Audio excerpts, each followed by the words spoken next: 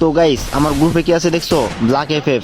ওর নামটা যেমন ব্ল্যাক কালা, ওর গেম প্লে দেখলেও বলবা যে ওই কালা জাদু করে মারতেছে।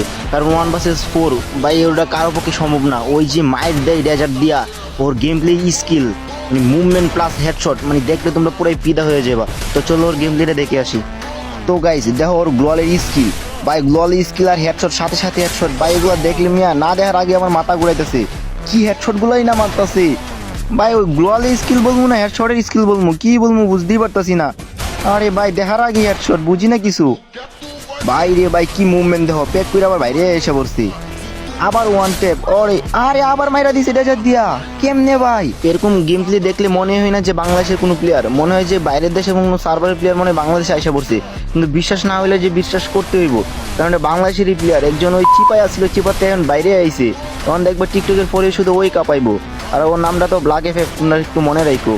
তো গাইস তোমরা এই ব্ল্যাক এফএফ এর সাথে যারা যারা ভার্সেস করতে চাও, ওর আইডিটা নিচে মেনশন দেওয়া আছে, ওর ইনবক্সে তোমরা একটা নাড়া দাও, তাহলে ওরে পাওয়া যাবে।